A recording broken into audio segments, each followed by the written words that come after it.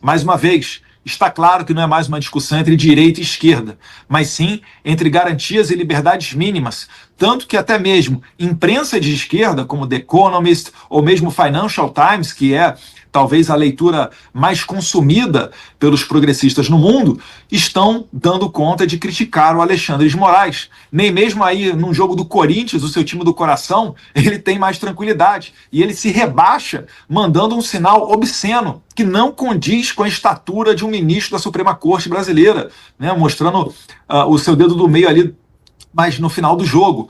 Então isso tudo vai mostrando que o Alexandre de Moraes já está isolado pelo mundo. Ele não tem amparo, ninguém no sistema bancário internacional está bancando o Alexandre de Moraes. Todos eles dizendo que vão cumprir as sanções OFAC dos Estados Unidos.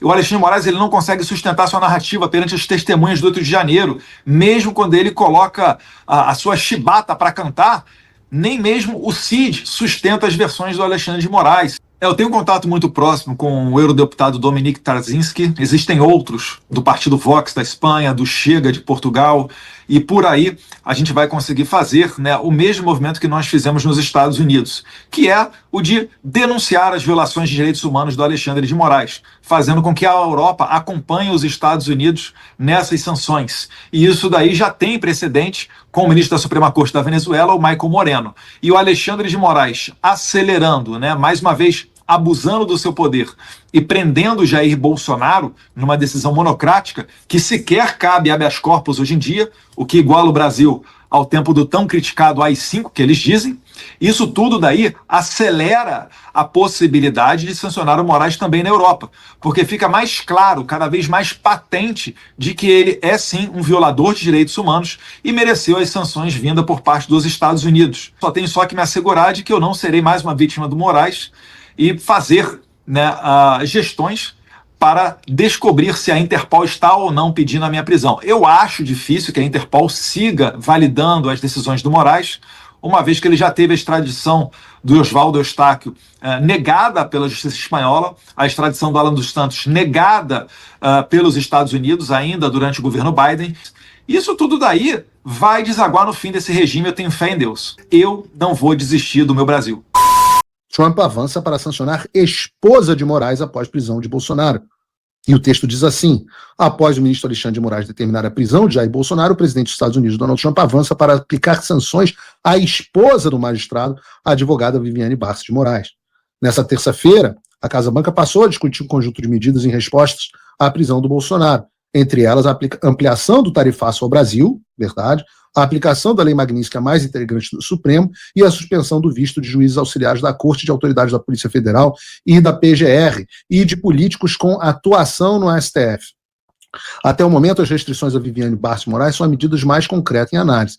O Washington entende que sancionar advogado seria uma extensão das medidas que já afetam Alexandre de Moraes por meio da Lei Magnitsky. Na visão da Casa Branca, a sanção impactará de forma significativa as atividades do escritório Barça de Moraes, ao impedir que seja contratado por norte-americanos, não só norte-americanos, mas pessoas e empresas que têm um negócio nos Estados Unidos, mas não só isso. O Paulo Capelli aqui não entende.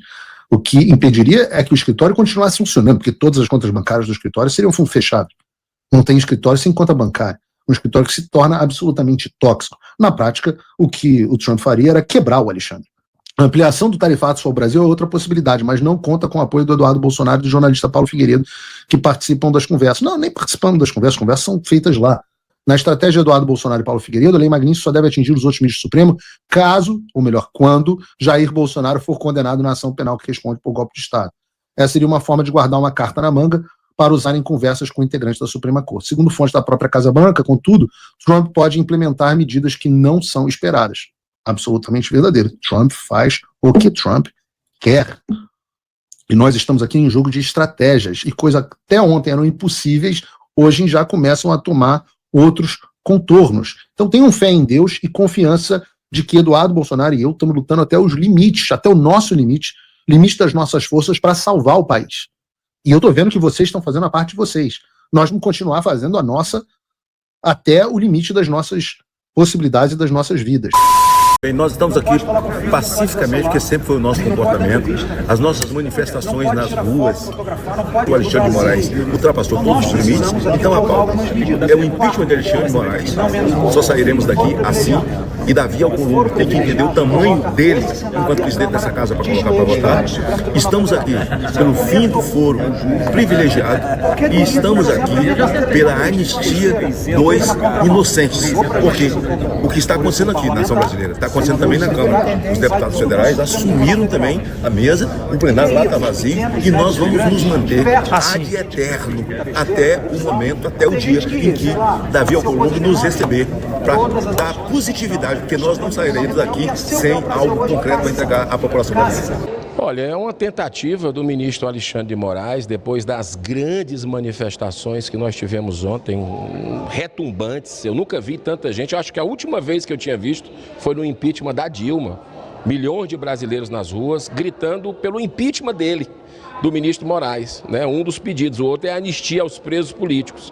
E aí, numa segunda-feira, para dizer, olha, não importa o que o povo pensa, não importa o que o Senado e nada é a mesma coisa, vamos prender, vamos lá colocar uma tornozeleira eletrônica num senador da República eleito democraticamente. Isso não existe no mundo. O senador Marcos Duval, que não tem denúncia, não tem condenação, já está sofrendo medidas restritivas que o faz como um senador zumbi. Isso que o ministro Alexandre de Moraes está fazendo é para desmoralizar completamente essa casa, que reage com a nota da oposição, que eu inclusive assinei, mas a gente tem que reagir não apenas com anulação dessas medidas, porque nós vamos ter que colocar digital pela Constituição do Brasil, artigo 53, parágrafo 2º, tem que ter a aprovação do plenário, por maioria, para referendar essas barbaridades. Eu não acredito que os senadores, porque isso aí independe se é de direita, se é de esquerda, se é contra governo, é a favor de governo, esquece a posição do Marcos Duval e de cada um aqui. É um senador da República, isso é o parlamento, que já está mal visto pela população, ficou muito claro isso ontem nas manifestações, e além da queda, o coice, de manhã cedo já vem um negócio desse, então tem que fazer um impeachment dele, é mais um motivo, já tem dezenas de motivos, de uma ditadura que está exposta, de uma tirania que o mundo todo está enxergando, e que o Senado tem que criar vergonha na cara e votar o impeachment, sabe para quê? Para que volte pelo menos a normalidade democrática, para que a gente possa ter os poderes independentes, porque hoje isso aqui praticamente não existe. Isso aqui é melhor fechar do jeito que está. A gente faz leis, debate durante anos, consumindo o dinheiro do povo. E aí vem um ministro e desfaz tudo, como ele mesmo fez aqui com o IOF. Então, eu acredito que está na hora da gente deliberar sobre o impeachment do ministro Alexandre de Moraes, para que o Senado dê uma resposta, um suspiro de esperança para o povo brasileiro, que a gente possa ter democracia no país. Diante dos fatos que se apresentam, eu quero registrar aqui, já comuniquei ao presidente Hugo Mota, que no primeiro momento que eu exercer a presidência plena da Câmara dos Deputados, ou seja, o presidente Hugo Mota se ausentar do país, eu irei pautar a anistia. Muito bem! Muito bem! Essa é a única forma de pacificar o país. Nós precisamos pacificar, não precisamos de guerra, precisamos de pacificação.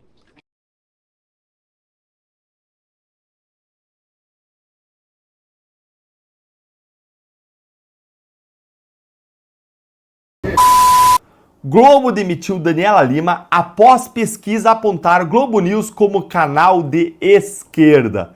Não, gente, não, eu não acredito nisso. Eu tô em choque. Isso aqui é inacreditável. Quem poderia imaginar uma coisa dessas? Quem diria que ter a Daniela Lima como uma grande estrela da Globo News faria as pessoas acreditarem que é um canal de esquerda? Ah, isso aqui é muito surpreendente. Ninguém jamais conseguiria imaginar isso, não é? Se não fosse essa pesquisa, ninguém saberia. Quem podia imaginar? Olha que conversinha fiada aqui. A coluna apurou que o Instituto Quaest fez um levantamento encomendado pela cúpula da Globo News.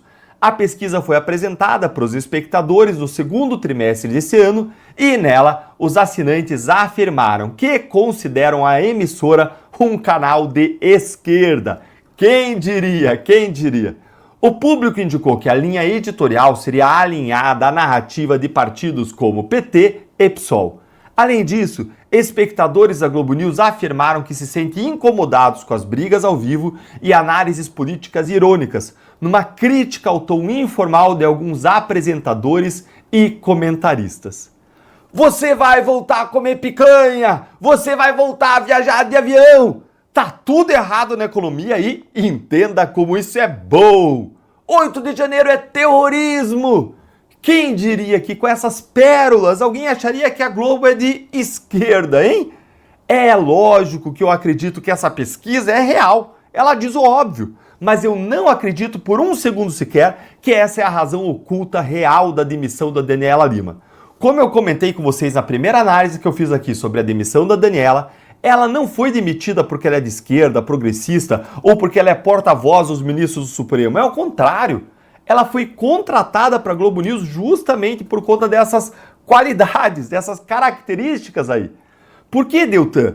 Porque naquela conjuntura Lula e PT tinham acabado de voltar à presidência. O STF estava mais forte e poderoso do que nunca depois do 8 de janeiro, triplicando seus abusos. E interessava para a Globo e aos seus interesses econômicos bilionários estar perto do poder, estar perto de quem manda e desmanda no país, estar perto do governo da vez e de seus tesouros, digamos assim, de investimentos publicitários, e estar perto dos verdadeiros poderosos, os ministros do STF.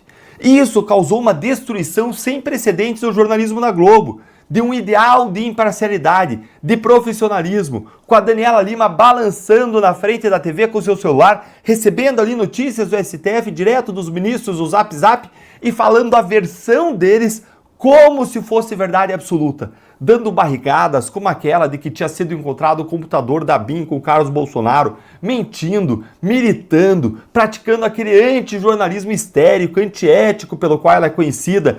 Gente, como pode a Daniela Lima sozinha causar um estrago tão grande desses no jornalismo da Globo, hein? Tudo bem que a direita já não gosta da Globo faz tempo, mas o jornalismo da Globo News era assim respeitado, considerado profissional, de qualidade por muita gente da elite política e econômica do país que se pauta pelo jornal. E a Daniela Lima sozinha, ela conseguiu transformar a Globo News em uma espécie de fofocalizando político, uma baixaria.